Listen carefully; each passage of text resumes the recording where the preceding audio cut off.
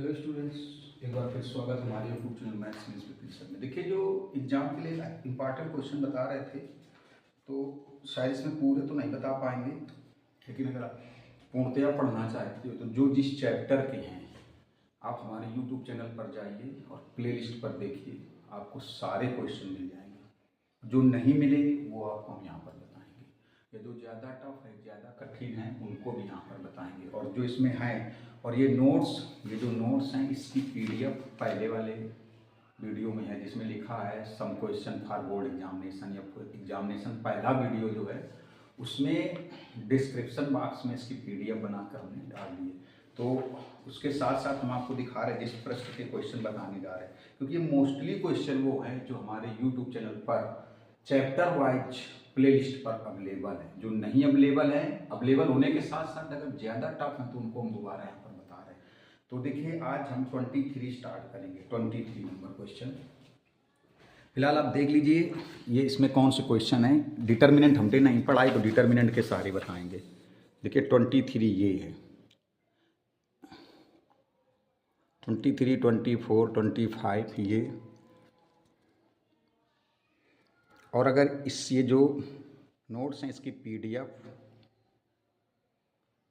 Description box में available है।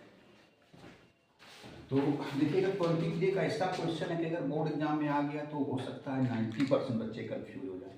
कहा गया है कोई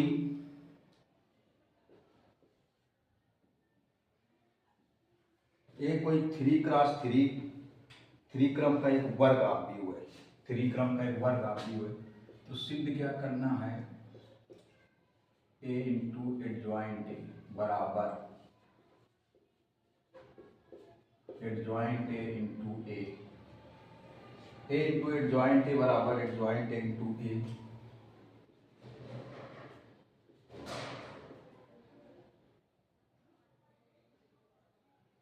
सारणिक ए इंटू आई, ये सिद्ध करना है। ए इंटू एडजॉइंट ए बराबर एडजॉइंट ए इंटू ए बराबर डिटर्मिनेंट ए इंटू आई, ये सिद्ध करना है। ए इंटू एडजॉइंट ए इंटू ए बराबर सारणिक ए इंटू आई, ये प्रूव करना है, ये सिद्ध करना है। ए क्या है, 3x3 का एक वर्ग आव्यूह है। इसको बताने के लिए ये देखिए, ऐसा क्वेश्चन है कि अगर बोर्ड एग्जाम में आ गया तो हमें लग रहा है कि 90% बच्चे इसको सॉल्व नहीं कर पाएंगे।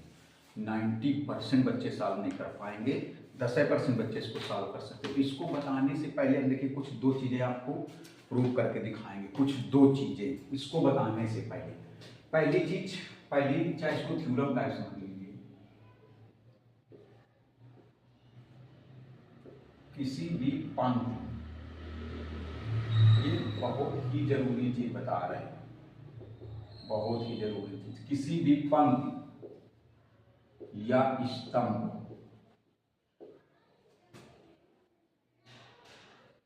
का उनके संगत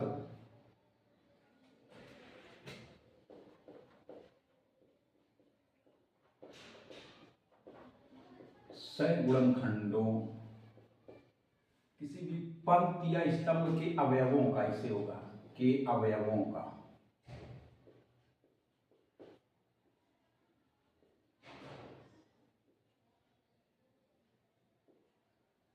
किसी भी पंक्ति या स्तंभ के अवयवों का उनके संगत सगुणनखंडों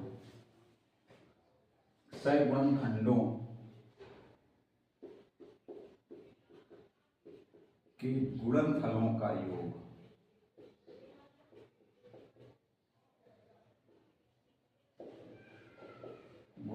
का योग हमेशा उसके सारणिक के मान के बराबर होता है। उसके सारणिक के मान के बराबर होता है, सारणिक के मान के बराबर होता है, मान के बराबर होता है। ये बहुत कंफ्यूजन वाली चीज है। अभी देखिए, इसको सॉल्व करके दिखाएंगे तो आपको और आसान लगेगा, बहुत ज़्यादा आसान लगेगा। जब इसको एक मार्कर उठा लेंगे, मार्कर कहाँ गया, इसको जब हम आपको सॉल्व करके दिखाएंगे तो बहुत ही आसान चीज़ है। देखिएगा कैसे, किसी भी पंक्ति या स्तंभ का उनके संगत, किसी भी पंक्ति या स्तंभ के अवयवों का उनके संगत सगुणनखंडों के गुणनफलों का योग हमेशा उनके सारणिक के मान के बराबर होता है। जरा गौर से देखिएगा, मतलब ये चीज हम आपको प्रूव करके दिखाएंगे, क्योंकि इसका काम इसमें पड़ेगा। किसी भी पंक्ति या स्तंभ जिससे कोई वर्ग आप भी हो, थोड़ा समझिए, ये चीज बहुत जरूरी, इसमें काम पड़ेगा। देखिए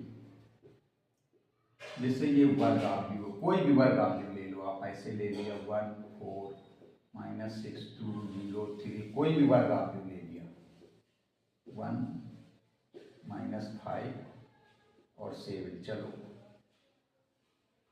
ये वर्ग आप भी ले लिया। क्या लिखा है, किसी भी पंक्ति या स्तंभ के अवयवों का उनके संगत सगुणनखंडों के गुणनफलों का योग हमेशा उसके सारणिक के मान के बराबर होता है।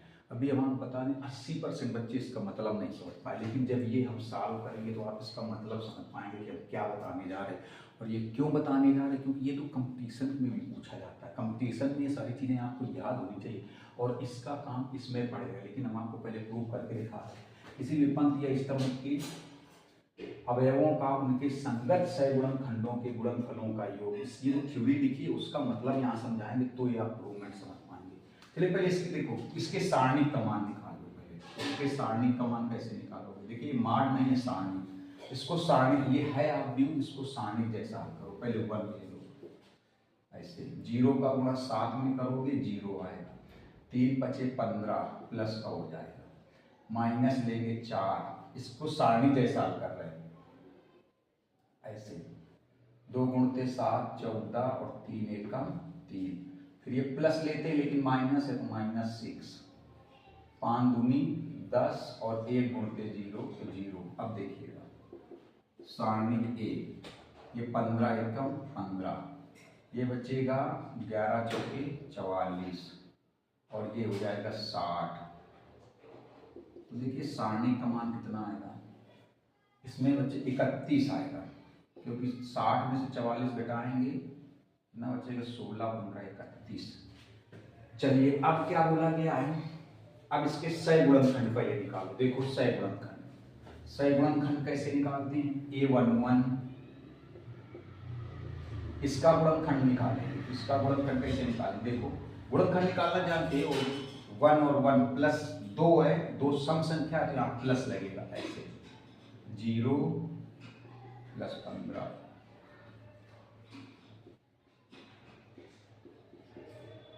A12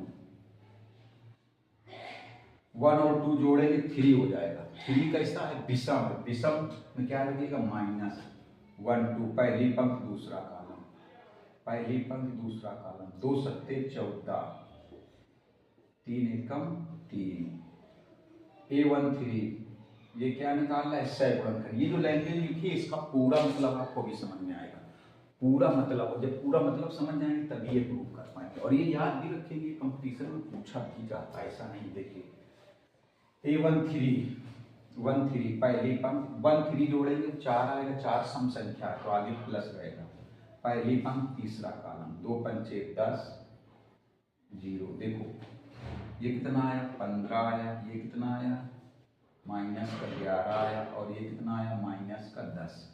अब A21 निकालें, ये किस लिए निकाल रहे हैं, क्योंकि सगखंड निकालना है, सगखंड देखिए सगखंड निकाल लें तो A21 2 और 1 3, 3 दिशा में तो आगे क्या लगाएंगे माइनस, दूसरी पंक्ति पहला कॉलम, 4 सत्ते 28, 6 पंचे 30,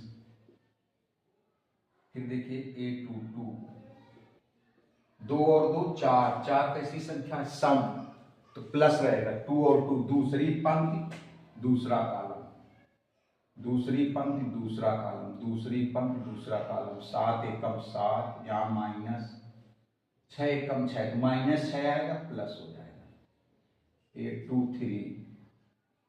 3 5 कैसा है विषम है, इसमें आगे क्या रहेगा माइनस। ये सम विषम में माइनस क्यों लगता है, इसका कारण अगर आप जानना चाहते हैं तो जो हमारा YouTube चैनल है इसमें आप व्यू जा करके पढ़िए तो आपको पता चलेगा कि विषम में माइनस क्यों आता है, सम में प्लस क्यों आता है।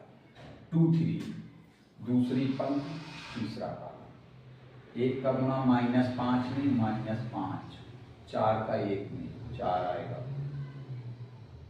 ये कितना आएगा 9 आएगा। सही है, इसको चेक कर लेते हैं। 2 2 3 -5 -4 ये आ जाएगा 13 और ये कितना आएगा, ये 2 आएगा। अब A31 देखिए 3 और 1 प्लस करेंगे 4 आएगा। 4 कैसी संख्या है, इवन है, सम है तो आगे प्लस रहेगा। कैसे निकालेंगे, 3 1 तीसरी पंक्ति पहला कालम, 4 3 12 और 0 में 0 हो जाएगा। A32 3 2 5 5 कैसा है, विषम है तो आगे क्या लगेगा, -32 तीसरी पंक्ति दूसरा कालम, तीसरी पंक्ति दूसरा कालम, 3 6 दूनी 12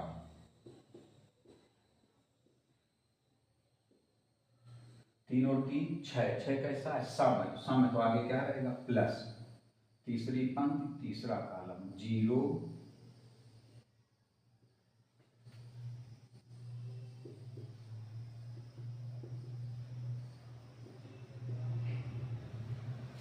देखिए। तो सह खंडों से आप व्यू क्या बनेगा, सह खंडों से आप व्यू बनाओ, परिवर्त आप वो नहीं बना रहे, सह खंडज आप व्यू नहीं बना रहे इनका। जैसे अब देखिए हम आपको समझाना क्या चाह रहे हैं, समझिएगा। हम आपको समझाना चाह रहे हैं कि किसी भी पंक्ति और या स्तंभ के संगत सगुणन खंडों के गुणनफलों का योग हमेशा, जैसे सह खंड क्या बने, सह इनसे आप देखिए ये सह खंडज आप व्यू नहीं है, सगुणन खंडों का आव्यूह, सगुणन खंडों का आव्यूह। देखो कैसे आएगा, 15 -11 15 -11 और -10 2 13 9 ये चीज देखिए। अब ये चीज यहाँ से समझ में आएगी, 12 -15 -8। अब देखिए ये सह खंडज आव्यूह नहीं है, ये भी समझ लो, सह खंडज आव्यूह नहीं है। सह खंडज आव्यूह में क्या होता है, जब इसका परिवर्त करेंगे तो सह खंडज आव्यूह आएगा। अगर इसका परिवर्त करेंगे तो सह खंडज आव्यूह आएगा, इसका परिवर्त करेंगे। लेकिन हम उसकी जरूरत नहीं, हमें ये चीज समझना है, क्योंकि ये चीज समझना इसलिए क्योंकि ये प्रूवमेंट समझना है। किसी भी पंक्ति या स्तंभ के अवयवों का उनके संगत सगुणन खंडों के गुणनफलों का योग हमेशा सारणिक के मान के बराबर होता है। जैसे ये समझना, जैसे ये मान लो दूसरी पंक्ति है, ये दूसरी पंक्ति है, तो ये दूसरी पंक्ति के सगुणन खंड है, ये दूसरी पंक्ति के सगुणन खंड है। अगर ये दूसरी पंक्ति, कोई भी पंक्ति ले या कोई भी स्तंभ ले, कोई भी पंक्ति ले या कोई भी स्तंभ ले, जैसे हमने दूसरी पंक्ति लिया तो फिर ये दूसरी पंक्ति के सगुणन खंड है, इनका गुणा, सगुणन खंडों के गुणनफलों का योग। कैसे देखो, अवयव ये हो गए, सगुणन खंड ये हो गए, इनका पहले गुणा कराओ। संगत का मतलब समझते हो, 2 का गुणा 2 से कराओ, कितना आएगा 4। 0 का कराओगे 13 से 0 आएगा, और 3 का कराओगे किससे, 9 से, कितना आएगा देखो 27। ऐसे देखो हमने कौन से लिए, दूसरी पंक्ति के अवयव लिए और उसी के संगत दूसरी पंक्ति के सगुणन खंड लिए। हमने दूसरी पंक्ति के अवयव लिए और उसी के संगत दूसरी पंक्ति के सगुणन खंड लिए। फिर उनका क्या कराना है, गुणा करा के जोड़ना है। 2 का गुणा 2 में कराया 4 आया, 0 का गुणा 13 में कराया 0 आया, 3 का गुणा 9 में कराया 27, जोड़ दिया, कितना आ गया देखिए 31 आ गया। तो किसके मान के बराबर आएगा, सारणिक के मान के बराबर। कितना आया 31, और सारणिक का मान भी देखो कितना है 31, सारणिक का मान भी कितना है 31। तो किसी में भी होगा। और चेक करना चाहो तो ऐसे करो, देखो और चेक करके दिखाते हैं, देखिएगा थोड़ा सा। जैसे मान लो दूसरी पंक्ति ना ले, कुछ और ले लें, दूसरी पंक्ति ना ले, समझिएगा थोड़ा सा। जैसे मान लो हमने तीसरा कॉलम ले लिया, ये तीसरा कॉलम ले लिया, तो ये तीसरे कॉलम के सह खंड हो गए, सह गुणनखंड हो गए। तो ये है तीसरे कॉलम के अवयव और ये है तीसरे कॉलम के सह गुणनखंड। अब इनका गुणा करा के अगर जोड़ा जाए, इनका गुणा करा के जोड़ा जाए तो सारणिक के मान के बराबर आएगा। इनका अगर गुणा करा के जोड़ा जाए, ये सब डिटेल से क्यों समझा रहे हैं, क्योंकि ये समझना है। देखिए किसी चीज को रटना नहीं, समझना है। अगर इनका ये है तीसरी स्तंभ के अवयव और ये है तीसरे स्तंभ के सह गुणनखंड, अगर ये तीसरे स्तंभ के अवयव, ये तीसरे स्तंभ के सह गुणनखंड, अब अगर इनको गुणा करा के जोड़ा जाए, संगत का मतलब समझते हो, पहले को पहले से गुणा, दूसरे का दूसरे से गुणा, तीसरे का तीसरे से, तो सारणिक के बराबर आएगा। कैसे? -6 का -10 से गुणा 60 आएगा, प्लस 3 का गुणा 9 से 27 आएगा, 7 का गुणा -8 से 56 आएगा। अब देखो 60 में 56 घटाओ 4 बचेगा, 4 में 27 जोड़ेंगे 31 आएगा, और 31 किसका मान है? सारणिक का। तो एक चीज समझ गए होगे कि किसी भी पंक्ति को लो चाहे किसी भी स्तंभ को लो और उसी के सगुणनखंड लो। जो पंक्ति, अगर दूसरी पंक्ति ले रहे हो तो दूसरी पंक्ति के सगुणनखंड ले लो, अगर तीसरी पंक्ति ले रहे हो तो तीसरी पंक्ति के सगुणनखंड ले लो, अगर पहला स्तंभ ले रहे हो तो पहले स्तंभ के सगुणनखंड ले लो और उनको गुणा करा के जोड़ दो, तो हमेशा सारणिक का मान आएगा, हमेशा सारणिक का मान आएगा, हमेशा सारणिक का मान आएगा, हमेशा सारणिक का मान आएगा। और अगर चेक करना चाहो, जैसे ये पहली वाली पंक्ति है, इसके पहले वाले से ले लो, ये पहली वाली पंक्ति के सगुणनखंड 15 एकम 15 आएगा। देखो ऐसे 1 का गुणा 15 से 15 आएगा, 4 का गुणा 11 में -11 में 44, -6 का -10 में 60। अब देखो 60 में 44 घटाओगे 16, 16 15 31, ये आया।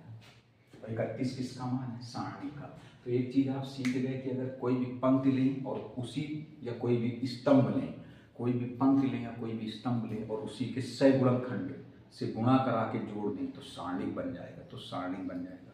अब एक चीज इसको प्रूवमेंट के लिए एक चीज और समझानी, पहले इसका इतने का स्क्रीनशॉट आप जल्दी से ले लीजिए, तो दूसरी चीज भी समझानी, जल्दी से इसका स्क्रीनशॉट लीजिए।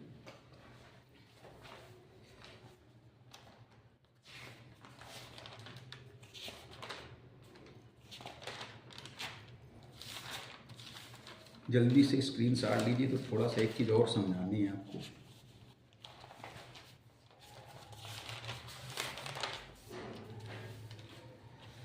देखिए इसका स्क्रीनशॉट ले लिया होगा, तो अब एक चीज़ और समझा दें, जब एक चीज़ समझा देंगे इसके बाद आपको इसका मतलब जो प्रूवमेंट है समझ में आएगा, देखिएगा।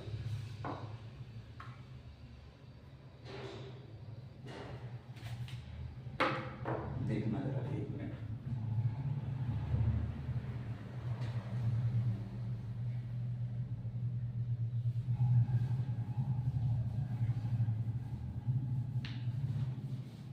बहुत अच्छी चीज है कि कोई भी पंक्ति लेंगे, अब दूसरी चीज समझा रहे हैं, कोई भी स्तंभ लें और उसी के सगुणनखंड से गुणा करा के जोड़ दें तो सारणिक के बराबर हो जाएगा। अब देखिए, अरे यार ये तो बिगाड़ दिया। चलिए अब एक चीज और समझ लीजिए, फिर ये प्रूवमेंट, किसी भी पंक्ति या स्तंभ के अवयवों का उनके संगत नहीं, उनके असंगत, असंगत मतलब अलग, सगुणनखंडों के गुणनफलों का योग हमेशा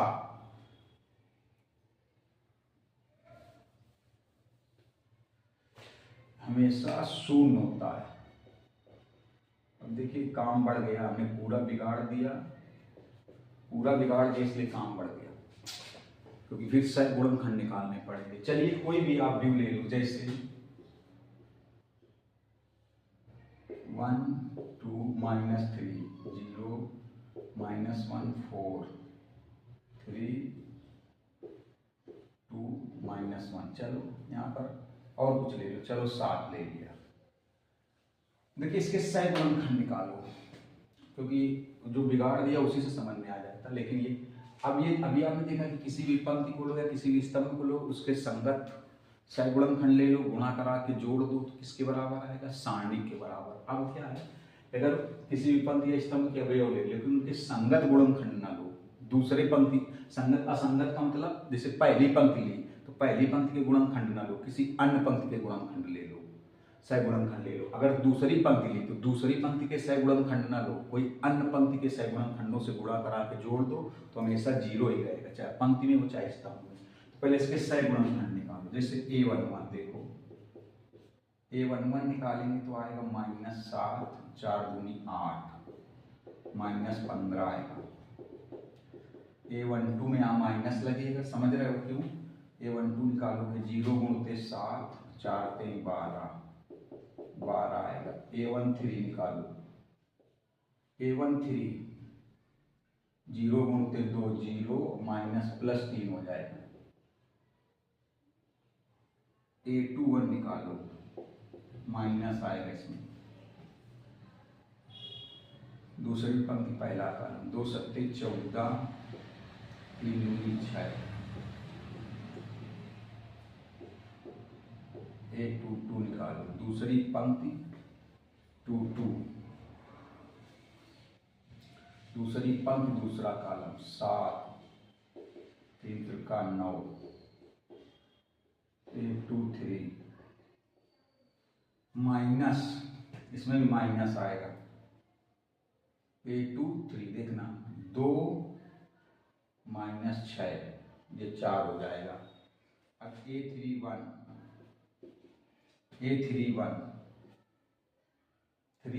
देखिए 8 माइनस 3, ये माइनस माइनस का गुना प्लस आएगा और यहाँ माइनस होता है, तो 5 आया। A32 माइनस, देखिए A32 4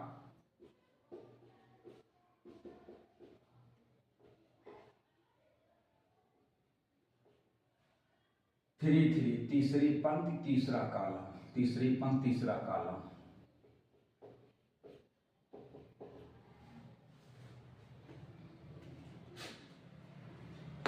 अब देखिए इनसे कोई अवयव बनेगा, सहखंडों का अवयव देखिए,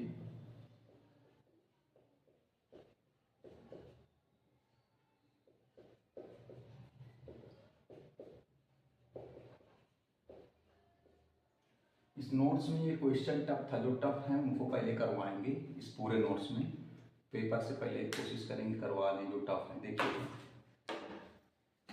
सहखंडों से बना अवयव कौन सा है, -15, 12 और 3, -20, 16, -20, 16 और 4, 5 -4 -1। अब देखिए अभी आपने देखा था कि कोई भी पंक्ति लें उसके संगत या कोई भी स्तंभ लें उनके संगत सगुणनखंड से गुणा करा के जोड़ दें तो सारणिक के बराबर होता है। अब ऐसा नहीं है, कोई भी पंक्ति लें या स्तंभ लें और उसके संगत सगुणनखंड न लें, उसके संगत सगुणनखंड न लें, असंगत लें, मतलब किसी जैसे दूसरी पंक्ति लें तो दूसरी पंक्ति के सगुणनखंड न लें, पहला कॉलम लें तो पहले कॉलम के सगुणनखंड न लें और गुणा करा के जोड़ें तो हमेशा 0 आएगा। देखिए जैसे मान लो हमने ये ले लिया, चलो पहला कॉलम ले लिया, तो यहाँ पर जो सगुणनखंड ले, ये पहले कॉलम के ना लें, अगर पहले कॉलम के सगुणनखंड ले गुणा कराएंगे तो सारणिक का मान आएगा। किसका मान आएगा? सारणिक का मान आएगा। किसका मान आएगा? सारणिक का। हमने ले लिया, मान लो पहला कॉलम ले लिया लेकिन सगुणनखंड दूसरे के ले लिए, गुणा कराओ, देखो जरा गुणा कराओ कैसे, 1 का गुणा 12 में कराओ 12 आएगा, 0 का गुणा 16 में कराओ और 3 का गुणा -4 में कराओ -12। अब देख लो इसका आंसर कितना आ रहा है? 0। मतलब किसी भी पंक्ति या किसी भी स्तंभ के आप अवयव लो और अगर उसी पंक्ति उसी स्तंभ के सगुणनखंड से गुणा करा के जोड़ोगे तो सारणिक बनेगा। लेकिन अगर किसी भी पंक्ति या किसी भी स्तंभ के अवयव लो और उसी पंक्ति या उसी स्तंभ के अब सगुणनखंड ना लो, किसी दूसरी पंक्ति या किसी दूसरे स्तंभ के सगुणनखंडों से गुणा करा के जोड़ोगे तो हमेशा 0 आएगा। और चेक कर लेते हैं, चलिए ये तो देखो 0 आ गया, और चेक कर लेते हैं। जैसे मान लो हमने यहाँ तीसरी पंक्ति ले ली, तो अब तीसरी पंक्ति के सगुणनखंड न लें, अगर तीसरी पंक्ति के सगुणनखंडों से इनको गुणा करा के जोड़ेंगे तो सारणिक के बराबर आएगा। किसके बराबर आएगा? सारणिक के बराबर आएगा। तो तीसरी पंक्ति के सगुणनखंड न लें, किसी और पंक्ति के सगुणनखंड ले लें, मान लो पहली पंक्ति के ले लें, पहली पंक्ति के गुणा करा के जोड़ें, देखिए कैसे, तो 3 का गुणा -15 पे तो -45, 2 का गुणा 12 पे 24 आएगा और 7 का गुणा 3 में 21 आएगा। अब देखिए -45, 24 और 21 45, आंसर कितना आया? 0, हमेशा 0 आएगा। तो आपने एक चीज़ सीखी कि किसी भी पंक्ति या किसी भी स्तंभ के अगर आप सगुणनखंड लेते हो और किसी भी पंक्ति या किसी भी स्तंभ के अवयव लो और उसी पंक्ति या उसी स्तंभ के सगुणनखंडों से गुणा करा के जोड़ दो तो हमेशा सारणिक का मान बन जाएगा। और अगर किसी भी पंक्ति या किसी भी स्तंभ के अवयव लेकर के उसी स्तंभ या उसी पंक्ति के सगुणनखंड लेके किसी दूसरे के लेके गुणा करा के जोड़ोगे तो हमेशा 0 आएगा, हमेशा 0 आएगा। तो इसका आप पहले स्क्रीनशॉट लीजिए जल्दी से।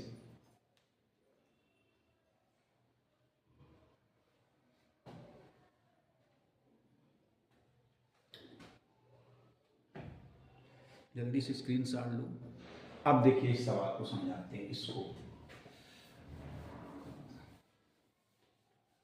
अब ये सारी चीजें आपको क्लियर हो गई। तो देखिए इसमें बोला गया है कि थ्री, ये कोई 3x3 का, इसमें साफ साफ लिखा हुआ है जो 23 नंबर में बताना कि 3x3 का कोई वर्ग भी हो, 3x3 का, 3x3 का। तो मान लीजिए ऐसे, मान लीजिए 3x3 का कोई भी वर्ग आप ऐसे मान लो, A11, A12, A13, A21, A22। अब देखिए बहुत अच्छे आपको समझ में आएगा, यहाँ A31, A32, A33 ये आ गया। ये 3x3 का कोई वर्ग आप ले लिया, क्योंकि उसमें बोला गया A कोई 3x3 का वर्ग आप है, और ये चीज़ सिद्ध करनी। अब ये देखिए 100% आपको समझ में आएगी, क्योंकि आपने ये भी समझा था ना, ये 100% आपको समझ में आएगा। देखिएगा इसके सह गुणनखंड निकालो।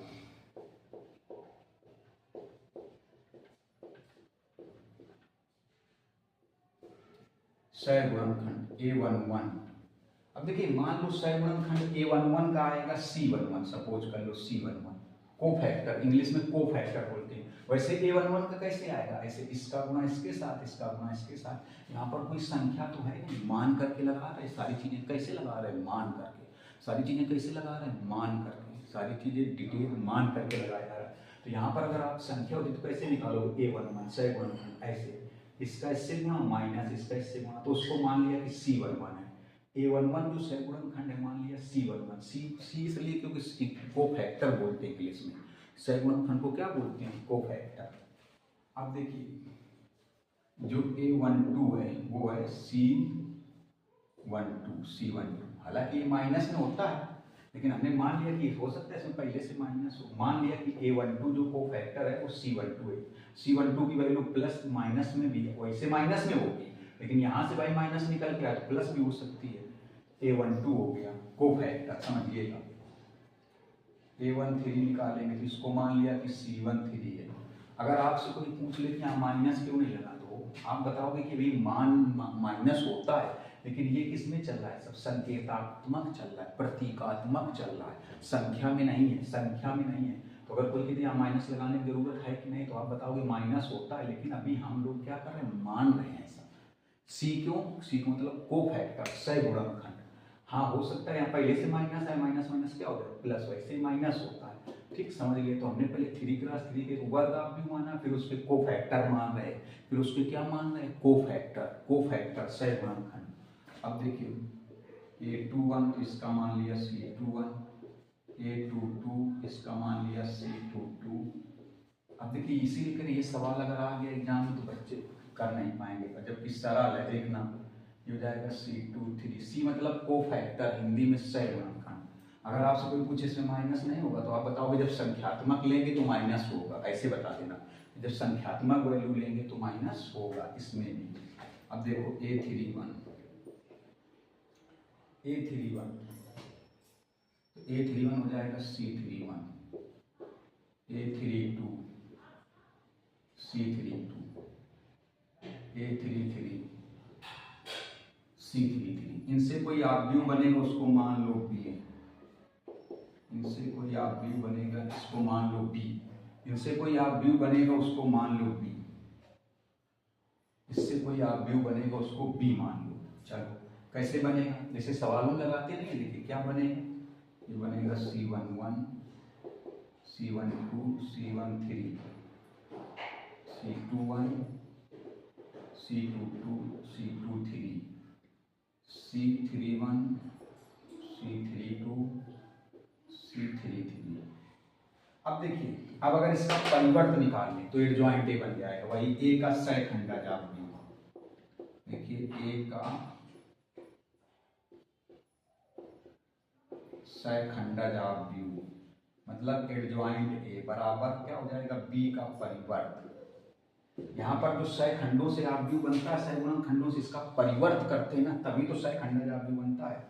परिवर्त कैसे करोगे, देखो ये पहला कॉलम है, इसको पहली पंक्ति में कर देंगे, ये दूसरा कॉलम है, इसको दूसरी पंक्ति में कर देंगे, ये तीसरा कॉलम है, इसको तीसरी पंक्ति में कर देंगे ऐसे। अब क्या करना है देखिए, अब चाहे ये ले लो चाहे ये ले लो, एक ही समझो, ये समझा देंगे तो यही चीज ये भी है। अब ए और एडजॉइंट ए का गुणा कराना है, देखिए ए इंटू एडजॉइंट ए, देखिए ए कौन है, ये देखिएगा A11 A12 A13 A21 A22 A23 A31 32 A33। अब ये ए हो गया, एडजॉइंट ए, एडजॉइंट ए ये है, इसको लिखो, देखो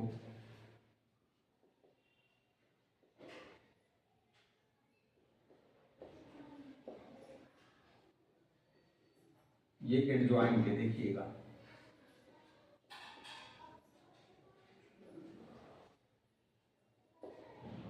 अभी आप लोग सोच रहे हो जो समझाया गया था उसका कहाँ काम है, अब काम है, देखिएगा ये C31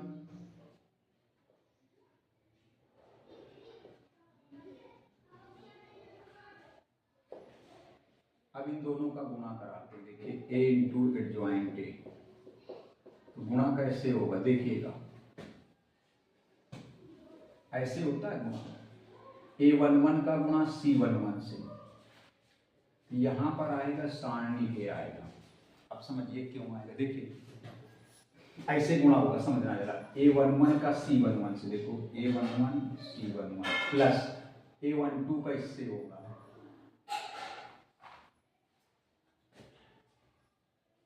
कुछ गलत कर दिया क्या हमने,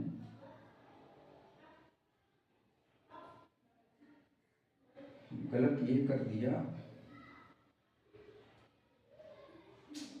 इसको गलत कर दिया यहाँ पर, अच्छा यहाँ नोट गलत कर दिया, ये चीज यहाँ नोट गलत कर दिया, यहाँ गलत नोट कर दिया, देखिए ये है ऐसे C11 C12 C13, ये चीज नोट कर दी थी और ये नोट कर दिया था, फिर देखिए ऐसे है C21 C22 C23, फिर ये C31 C32 C33। अब देखिए गुणा कराते हैं तो यहाँ सारणी का आएगा, कैसे आएगा देखिए, गुणा ऐसे होता है, ऐसे A11 का गुणा C11 से, फिर A12 का गुणा C12 से, A12 C12 प्लस फिर इसका इससे होगा, देखिए A13 C13, तो ये सारणी बन जाएगा। क्यों सारणी बन जाएगा, अभी बताया था कि किसी भी पंक्ति के अवयव लो या स्तंभ के लो और उसी के संगत सैगुणनखंड लो और गुणा करा के जोड़ दो, तो A11 तो उसका सैगुणनखंड क्या होगा, C11 ही तो होगा, A12 तो इसका सैगुणनखंड C12, A13 तो इसका सैगुणनखंड क्या होगा, C13। तो किसी भी पंक्ति के अवयव लो या किसी भी स्तंभ के अवयव लो और उसी के सैगुणनखंडों से गुणा करा के जोड़ दो, उसी के सैगुणनखंडों से गुणा करा के जोड़ दो तो सारणी बन जाएगा।